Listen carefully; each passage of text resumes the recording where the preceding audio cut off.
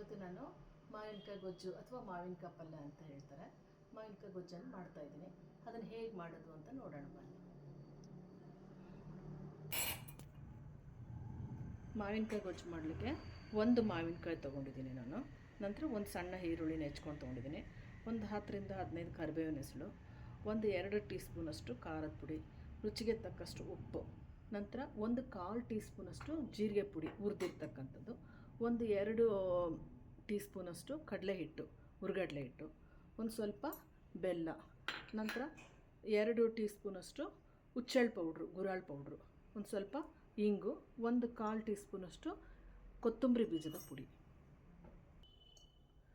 1 table ಸ್ಪೂನಷ್ಟು oil ಹಾಕ್ಕೊಳ್ತಾ ಇದ್ದೀನಿ.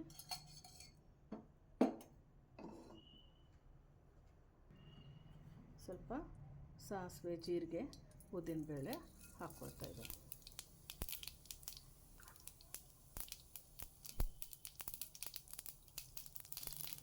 ನಂತರ ಸ್ವಲ್ಪ ಕರಿಬೇವು, ನಂತರ ಸ್ವಲ್ಪ ಈರುಳ್ಳಿ,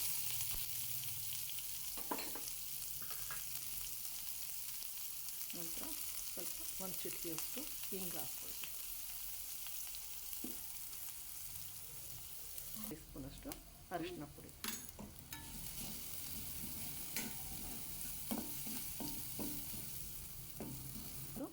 ಕೊತ್ತಂಬರಿ ಬೀಜದ ಪುಡಿ, ನಂತರ ಒಂದು 1/4 ಟೀ ಸ್ಪೂನಷ್ಟು ಜೀರಿಗೆ ಪುಡಿ,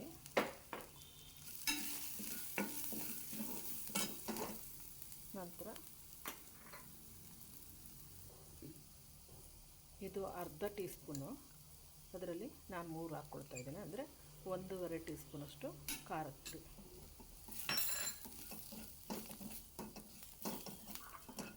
ಈಗ ಮಾವಿನಕಾಯಿ, ನಂತರ ಒಂದು ಸ್ವಲ್ಪ ಬಿಸಿ ನೀರನ್ನು,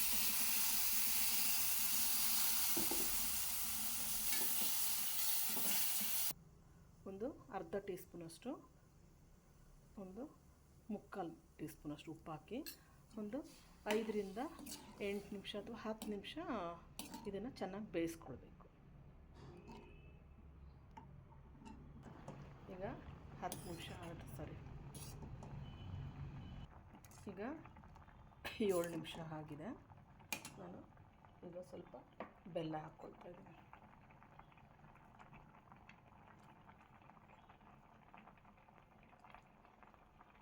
ಮುಂಚೆನೇ ಬೆಲ್ಲ ಹಾಕ್ಬಿಟ್ರೆ ಬೇಯಲ್ಲ, ಅದರಿಂದ ಈಗ ಹಾಕ್ಕೊಳ್ತೀವಿ. ನಂತರ ಹುರ್ಗಡ್ಲೆ ಪೌಡ್ರು 2 ಟೀ ಸ್ಪೂನ್, ನಂತರ ಹುಚ್ಚೆಳ್ಳು ಪೌಡ್ರ್ ಹಾಕ್ಕೊಳ್ತಾ ಇದ್ದೀನಿ 2 ಸ್ಪೂನ್,